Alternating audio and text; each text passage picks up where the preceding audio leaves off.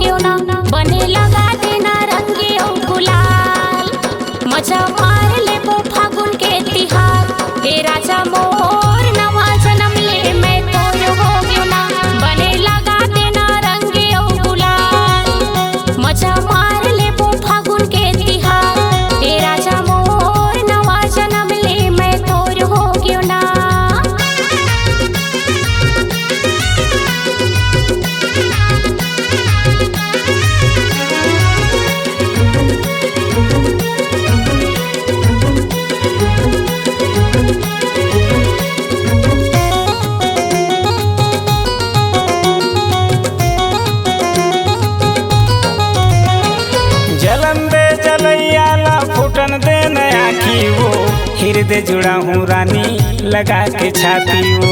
तोरे माया के बाबू हो गया दीवानी का, तोरे नाम लिखे हवा मोरे जिनगानी का।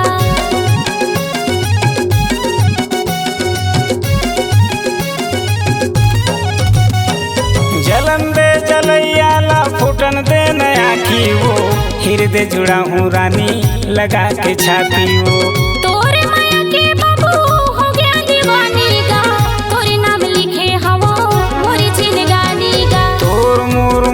ताबड़ तोड़ हो गयो, चारों डहर चारों मुड़ा सोर हो गयो। तोर मोर माया के सोर हो गेगा, जन्म जन्म ले मैं तोर हो गयो ना। आना लगा दे हूँ रंगे और गुलाल, मजा मार ले वो फागुन के तिहार। हे रानी रे नव जन्म मत मोर हो गयो, बने लगा देना रंगे और गुलाल, मजा मार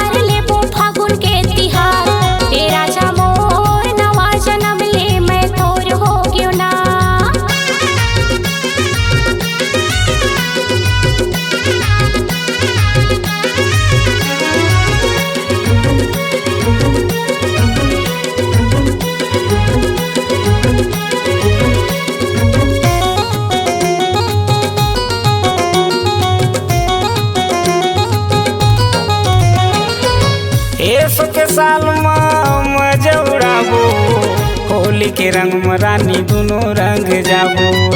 भारी मजा यही तोरे संग बोलागा, जियत ले मैं हरा जा छोड़ा नहीं तोलागा।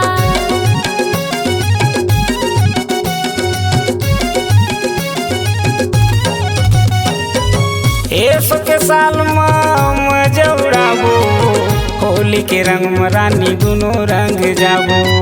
भारी मजा यही तोरे संग बोलागा, जियत ले मैं हरा जा छोड़ा नहीं तोलागा। सुख दुख ला मिल के दोनों झेल लेबो, पारी पारी होली रानी खेल लेबो।